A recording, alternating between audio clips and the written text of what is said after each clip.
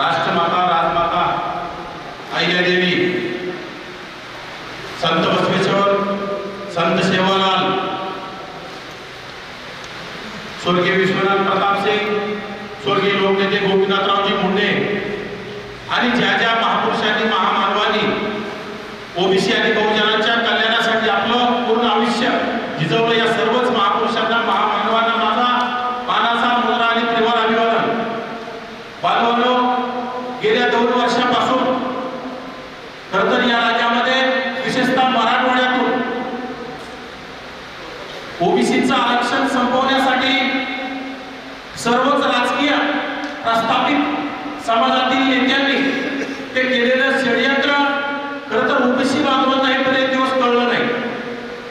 OBC समाज 18 पगड जातीत विखुरलेला समाज, ज्या समाजाला आजपर्यंत गोड बोलून फसवण्याचं काम त्या प्रस्थापित लोकांनी केलं, त्याचप्रमाणे आपले 1 वर्ष तर यांनी फसवण्यामध्ये अक्षरशः यांच्या सभेला आपण गेलो, यांच्या मोर्चात आपण सामील झालो आणि नंतर यांच्या भाषा बदल केल्या, यांच्या मागण्या बदल केल्या आणि ओबीसीतून ज्यावेळेस मागणी सुरू झाली आणि ओबीसीतून मागणी सुरू झाल्यानंतर सर्वांच्या लक्षात आलं आणि ज्यावेळी तुमच्या बीडमध्ये जाळपोळ करण्यात आली, छोट्या छोट्या जातीवर हल्ले करण्यात आले, ह्या समाजाला सातत्यपूर्ण टार्गेट करण्यात आलं, तरी सुद्धा आपण शांत आहोत. गेल्या 1 ते 1.5 वर्षापूर्वी आपण उपोषणाच्या माध्यमातून याला उत्तर दिलं. तत्कालीन मुख्यमंत्री एकनाथ शिंदे यांनी विंडो असणारा आंदोलन, ज्यांनी मागणी करायची आणि त्यांनी अध्यादेश काढायचा, त्यांनी माग अट्ट करायचा आणि त्यांनी अध्यादेश काढायचा, त्याचप्रमाणे आज आपण सुद्धा कुठतरी या राज्य सरकारच्या भूलथापाला बळी पडून या राज्य सरकारने आपल्याला, या राज्य सरकारच्या प्रमुखाने, त्या राज्य सरकारच्या मुख्यमंत्र्यांनी आपल्याला सांगितलं ओबीसी आमचा डीएनए, ओबीसी आमचा डीएनए म्हणले की ओबीसी आपला खून झाला आणि यांनी भरभरून विधानसभेच्या माध्यमातून याला मतदान देण्याचं काम केलं. परंतु ज्याचा दबाव पडतो त्याचे अध्यादेश निघतात आणि ज्याचा दबाव नाही, आपण गोड बोललो की फसलो आणि गोड बोललो की आपण मतदान करतो हे त्याला माहीत झालेलं असल्यामुळं ते आपल्या विरोधात अध्यादेशवर अध्यादेश, अध्यादेशवर अध्यादेश, अध्यादेशवर अध्यादेश त्यांचा रात्रंदिवस काढण्याचं काम सुरू आहे. आता हा आंदोलन मुंबईला जायचं म्हणतोय, त्याने बीड जावंय, मराठवाडा जावाय, आता मुंबईला जाऊन जावायची भाषा करतोय. त्याचे काही आंदोलन आपल्या सहकार्याचे, आमच्या सहकार्याचे, तुमच्या नेत्याचे जी भाषाची भाषा करतात, अशा काळ्या कुत्र्यांना तुम्ही भीक घातली नाही म्हणजे अशा काळ्या कुत्र्यांची सुद्धा आपण जीभ काय हात पकडून घेण्याची सुद्धा तयारी आपल्याला दाखवायला लागणार आहे. आपण घाबरायचंय का? आपण जितके घाबरतो तितके आपल्याला पाठीशी लागणार आहे. आपण कधी कुठल्या प्रस्थापित समाजाचा विरोध केला नाही, आपण कधी यांना टार्गेट करण्याचं काम केलं नाही. आजपर्यंत ह्या लोकांच्या माध्यमातून यांच्या खांद्याला खांदा लावून यांच्या मानावर आपण मान ठेवले आणि मान कापण्याचं काम आपल्याला सातत्यपूर्ण करण्याचं काम केलं.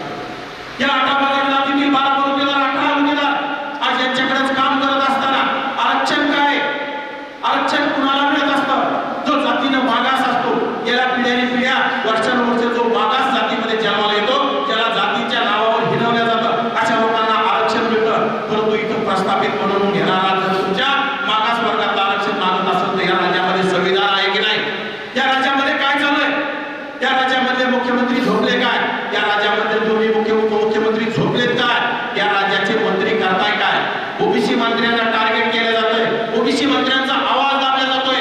परंतु ओबीसी मंत्र्यांचा आवाज जरी दाबला असला तर आपण त्याला समजत आहोत. आपण कार्यकर्ते म्हणून आपण सुद्धा आवाज उठवला पाहिजे. आपल्या नेत्यांना, आपण आपल्या मंत्र्यांना बळ देण्याचं काम केलं पाहिजे. आपण आपला लढा उभा केला पाहिजे.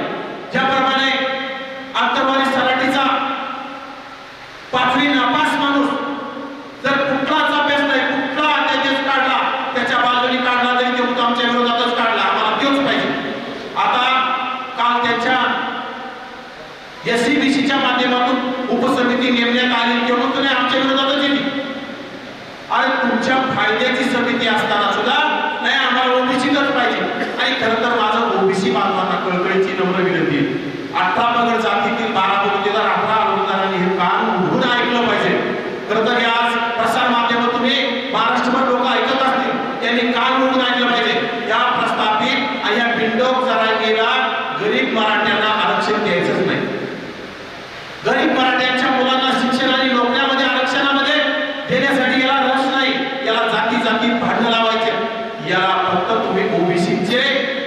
प्रतिनिधी तयार व्हावे एखाद्या छोट्या जातीचा, नावी समाजाचा, सुतार समाजाचा, कुंभार समाजाचा, लोहार समाजाचा, डोंबारी समाजाचा, कैकाडी समाजाचा हा जर माणूस एखाद्या गावात ग्रामपंचायत सदस्य होत असेल, एखादा माणूस सरपंच होत असेल, एखादा माणूस पंचायत समिती सदस्य होत असेल, जिल्हा परिषद सदस्य, नगरसेवक, नगराध्यक्ष, महापौर, जिल्हा परिषद सभापती असे पद जर तुम्हाला राखीव असल्यामुळे हे तुमचे पद त्यांना थांबवायचे.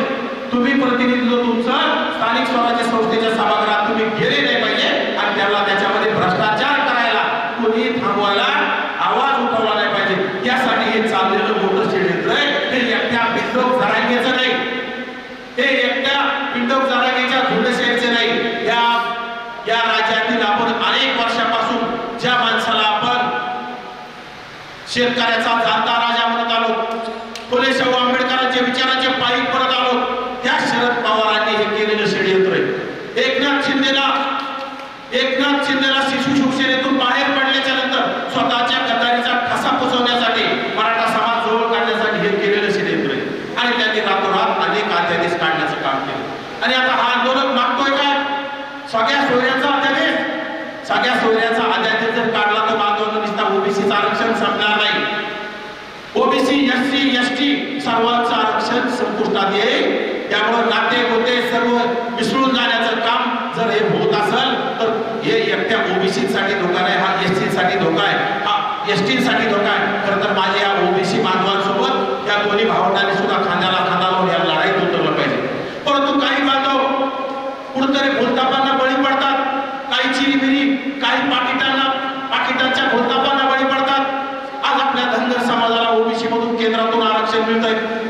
आज स्थानिक स्वराज्य संस्थेमध्ये माझ्या धनगर समाजाला ओबीसी मधूनच आरक्षण मिळत आहे. परंतु काही धनगर समाजाचे काही कार्यकर्ते त्या बिंडोक माणसाचा जाऊन सन्मान करतात, सत्कार करतात आणि आम्हाला मनोज जरांगेचं नेतृत्व मान्य म्हणून सांगतात.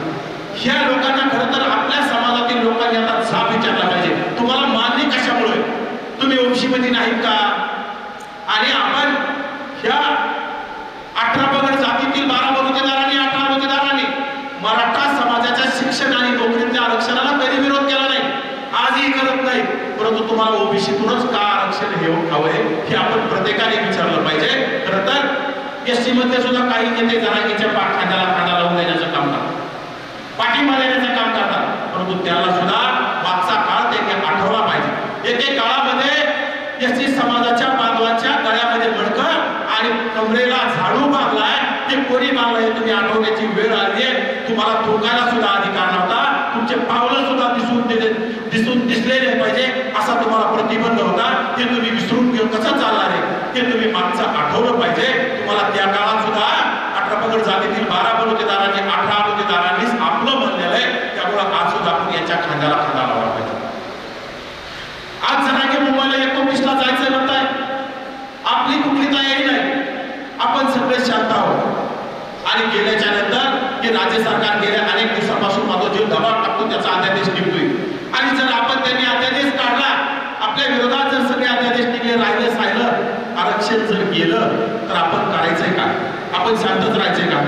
त्यामुळे आपल्याला कुठेतरी आता निर्णय घ्यावे लागते. त्यामुळे आपसात वाद निर्माण केले जात आहेत, आपसात मतभेद कसे निर्माण होते याकडे सर्वांचं लक्ष, सगळ्या गोष्टी यामध्ये पेरण्याचं काम सुरू आहे. आता 2 दिवसापूर्वी एक व्हिडिओ व्हायरल करण्याचं काम केलं, ज्यामध्ये आता लक्ष्मणरावचा व्हिडिओ होता तो.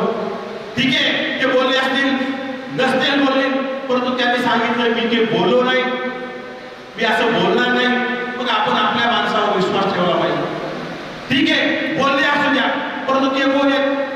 ते आपले आहेत. पण तुम्ही आपल्या एका छोट्याशा गोष्टीवरून जर आपण वादळ निर्माण केलं आणि आपल्या एका छोट्याशा गोष्टीवर जर आपण आपसात विखुरलो तर त्याला त्या गोष्टीचा फायदा होईल. आणि येणाऱ्या काळात तुमच्यामध्ये तुमचं अस्तित्व संपवण्यासाठी पूर्ण ताकद लावून तुम्हाला निस्त नाबूद केल्याशिवाय ते स्वस्त करतात नाही. आपण या 18 पगड जातीतील लोक या राज्यामध्ये 52 ते 95% असताना आपण आपला विचार नाही, गावात आपले लोक आहेत. आपण 18 पगड जातीतील कोणी हे सुतारे, कोणी सोनारे, कोणी लोहारे, कोणी माळे, कोणी धनगरे, कोणी बंजारे, कोणी डोंबारी, कोणी काही कोणी काही असं आपल्याला सांगितलं जातं. परंतु मला खरं तर ह्या गोष्टी आता बंद केल्या पाहिजेत. आपण मी माळी आहे, मी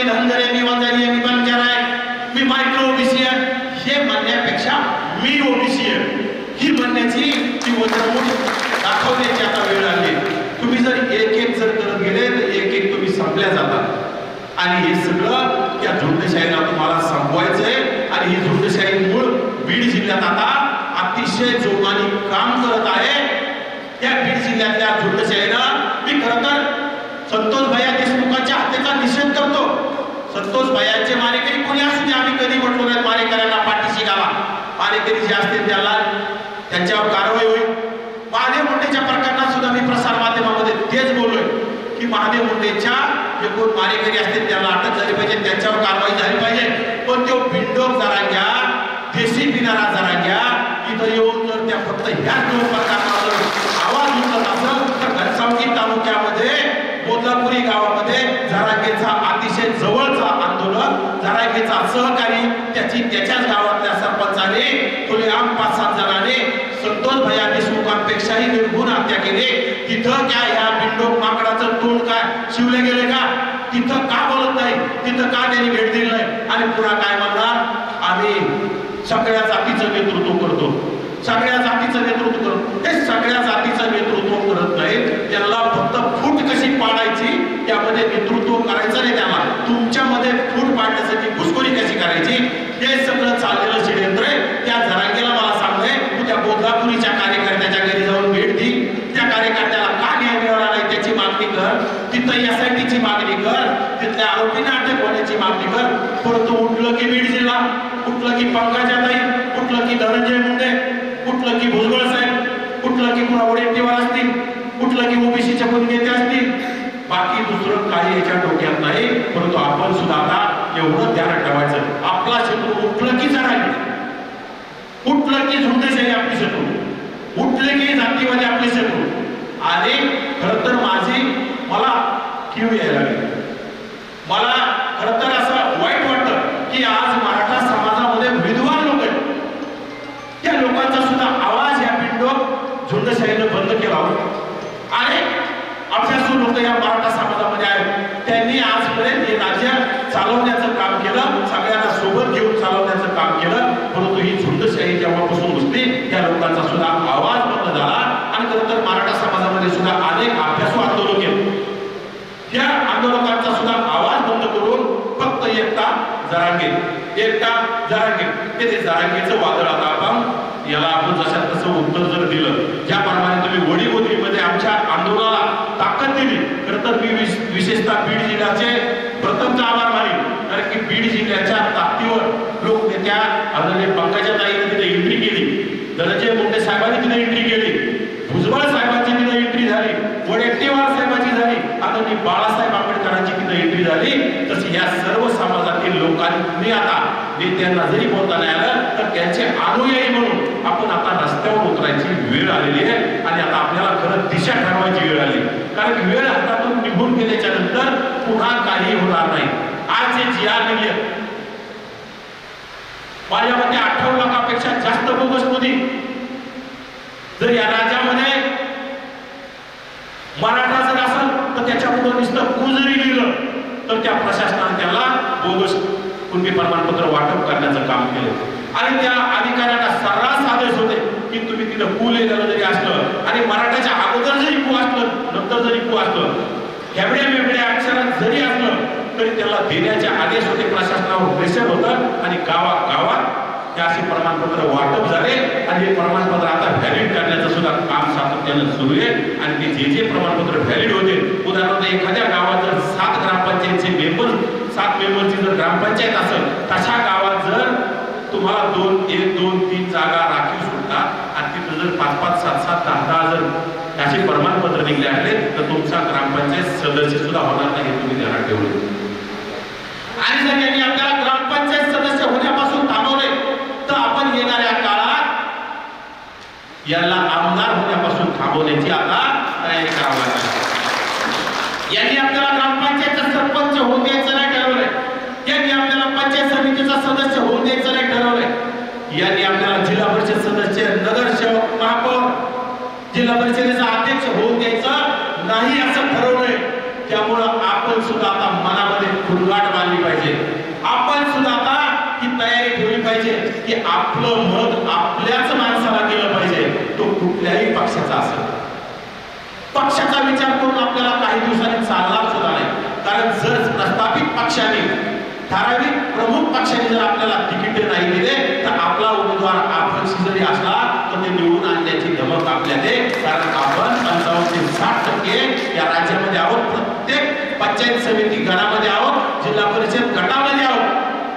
त्यामुळं आपल्याला सदस्य निवडून आणणं काही अवघड नाही. मी तुम्हाला सांगतो, विदर्भामध्ये गेल्या अनेक वर्षापासून ओबीसीच्या याच्यामध्ये घुसखोरी झाली, तिकडं कुणबी प्रमाणपत्र वाटप झाले, तर तिकडे लोकांनी ही राजकारणाची शैली बदलली आणि आपल्या माणसानं आपल्यालाच मतदान करायचं ठरवलं आणि याला जशा तसं उत्तर द्यायचं ठरवलं. जोपर्यंत या कुणबी प्रमाणपत्र रद्द होत नाही, आता हा लढा कोर्टातला आहे, कोर्टात सुद्धा तो लढा सुरू आहे, परंतु कोर्टाचं काम तुम्हाला माहिती आहे 2 वर्ष 5 वर्ष 10 वर्ष या गोष्टीला लागतात. तोपर्यंत आपल्याला एकीनं राहावं लागणार आहे आणि एकीनं नेटानं लढून एका जागेसाठी आपल्या 2 माणसांनी कधी उभं राहायचं नाही.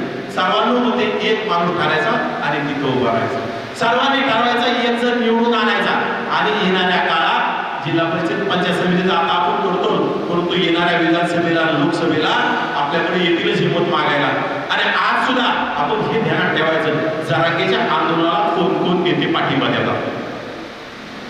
जरांगेच्या आंदोलनाला कुठला जिल्हा परिषद सदस्य पाठिंबा देतोय, कोण कोण बॅनर लावतोय, कोण कोण रसद देतोय, कोणता आमदार देतोय, पंचायत समिती देतोय, नगरसेवक देतोय, या सगळ्या लोकांकडे तुम्ही त्या लोकांची यादी करणं गरजेचं आहे. तालुक्यातली जिल्ह्यातली यादी करून या लोकांना घराचा रस्ता आपल्याला दाखवावा लागतो. जरांगेलाच फक्त धमकी देता येते की ह्या लोकांना आपण 55% आहोत, आपण सुद्धा धमकी देऊ शकतो, आपण सुद्धा याला घराचा रस्ता दाखवू शकतो. त्यामुळं अशा लोकांना वेळीच आवडलं तर पुढचा अनर्थ टाळणार आहे. नाहीतर या राज्यात जातीत भांडणं आणि गोरगरीब जातींना मारहाण केल्याशिवाय हे स्वस्त बनणार नाही. आणि या आपल्या छोट्या छोट्या जातीतील मायक्रो ओबीसी मधील एखादा सरपंच होत असेल तो होणार नाही. एखाद्या गावात सुतार होत असेल, एखाद्या गावात नावे होत असेल, एखाद्या गावात कुंभार होत असेल, एखाद्या गावात लोहार होत असेल, त्या लोकांचं प्रतिनिधित्व आपला संपलेलं आहे. त्यामुळं जिथं आपली संख्या आहे तिथं आपण सुद्धा आता जागा होऊ. तुम्ही पंचायत समिती, जिल्हा परिषद, नगरपालिकेला आता जागा दाखवली. ग्रामपंचायत सोडून द्या, परंतु पंचायत समिती, जिल्हा परिषद, नगरपालिकामध्ये आपल्याला खरंच ताकद दाखवता येईल आणि आपले माणसं निवडून आणता येतील. आणि येणाऱ्या काळात ही आता पठ्ठ्या चाललाय 29ला, त्याच्या मागणीवर जर सरकार काही उलट पालट करत असेल तर त्यासाठी सुद्धा आपल्याला येणाऱ्या काळात आव्हान उठवावं लागेल. ज्याप्रमाणे वडीगोत्रीमध्ये आव्हान उठवला त्याप्रमाणे आता काहीतरी दिशा ठरवायला लागेल. नक्कीच आता आपल्या सगळ्या समन्वयकाच्या वतीनं, आपण सगळ्या सहकार्याच्या वतीनं काय आपल्याला आंदोलन ठरवायचं, त्या आंदोलनासाठी हे माझं आंदोलन, हे मी या आंदोलनाचा प्रमुख आहे, हे सर्वांनी म्हणून या आंदोलनामध्ये सहभागी व्हावं लागणार आहे. आणि कोणी याच्यामध्ये मोरक्या नाही, मी मोरक्या नाही किंवा हकेसर मोरक्या नाही, आम्ही निमित्त मात्र आहोत. तुम्ही आमच्या खांद्यावर आता काहीतरी एक पताका दिली, ती पताका आम्ही घेऊन जाण्याचं काम करू. परंतु पताका घेऊन जाण्यासाठी तुमच्या सगळ्यांचं पाठबळ, तुमच्या सगळ्यांची पाठरेटा आमच्या सोबत असला तर नक्कीच आम्हाला बळ मिळेल. आणि ओबीसीचं आरक्षण ज्याप्रमाणे आपल्याला मागच्या उपोषणातून सगळ्या सोन्याचा अध्यादेश आम्ही काढून दिला नाही, तो अध्यादेश आणखी सुद्धा आपल्याला काढला नाही पाहिजे, यासाठी आपल्याला रेटा धरता येईल. आणि येणाऱ्या काळात त्या बोगस कुणबी प्रमाणपत्रावर सुद्धा आवाज उठवून कोर्टाच्या माध्यमातून असेल किंवा सरकारवर प्रेशर करून हे बोगस कुणबी प्रमाणपत्र रद्द करण्यासाठी आपल्याला ताकद दाखवावी लागणार आहे. त्यासाठी बीड जिल्हा असेल, पूर्ण मराठवाड्यातून आपल्याला जी रथयात्रा असेल किंवा संघर्ष यात्रा जी निघेल, त्यासाठी तुम्ही आजपासून कामाला लागलं पाहिजे अशी माझी सर्वांना कळकळीची विनंती आहे. आणि एवढं म्हणजे कालच्या वादामध्ये सगळ्यांचे चर्चा होते किंवा आमच्या दोघांमध्ये वादे, आमच्या दोघांमध्ये वादे, प्रसार माध्यमामध्ये सुद्धा या सगळ्या गोष्टी अतिशय म्हणजे आक्रमकपणे दाखवण्याचा प्रयत्न केला. खरं तर मी सांगतो, माळी समाज अतिशय शांतताप्रिय आणि नम्र आहे. ठीक आहे, आपला भाऊ एखादी गोष्ट बोलून गेला असेल, परंतु आपल्या भावाला माफ करणारा भाऊच असतो. आज बाहेरचे लोक जर येऊन तुम्हाला हरत असते तर माझ्या आमच्या दोघांतले भांडण आम्ही 0 मिनिटात 0 सेकंदात आम्ही विसरणं गरजेचं आहे. बाहेरचा शत्रू जर तुमच्या दारावर जर काठी आपटत असेल तर तुम्ही तुमच्या घरात वाद निर्माण होते, वाद असा विसरून तुम्ही 2 काठ्या घेऊन दारात आलं पाहिजे. ही आपण फुलेशाह आंबेडकरांच्या विचारांचे वारसदार आहोत, ओबीसीचे वारसदार आहोत, त्या विचाराचे आम्ही आहोत. आणि लक्ष्मणरावचा आमचा मतभेद कधी झाले बी पण आमचे मतभेद कधी होणार नाहीत, मतभेद आम्ही कधी होऊ देणार नाही. त्या गोष्टी भावाभावाच्या नॉर्मल इतक्या तितक्या झाल्या तरी पण एक कान पोचायला माऊली सारखे लोक आहेत, त्या मोहनराव सारखे लोक आहेत, प्रदीपराव सारखे आमचे महाराज आहेत, सगळे लोक कान पोचायला. आम्ही जरी तुमचे मोरके असलो, आम्ही जरी पताका घेऊन जाणारे वारकरी असलो, परंतु वारकऱ्याला घडवणारे तुम्ही आज आम्हाला तुम्ही खांद्यावर घेतलंय. आम्ही जर जास्त हवेत गेलो तर तुम्ही आम्हाला जमिनीवर आपल्याशिवाय थांबणार नाही. त्यामुळं आम्ही सुद्धा आमच्या पायरीनं, आमच्या ताकदीनं, आमच्या विचारानं आम्ही सुद्धा तुम्हाला नम्रतेनं तुमच्यासोबत आम्ही काम करत राहू. फक्त तुमचं सहकार्य, तुमचा पाठिंबाच्या कोणतीही कामासाठी लढ्या जे करत आहोत लढ्याला तुमचा पाठिंबा आमच्या पाठीशी असणं गरजेचं आहे. एवढंच मी बोलतो आणि माझं भाषण संपवतो.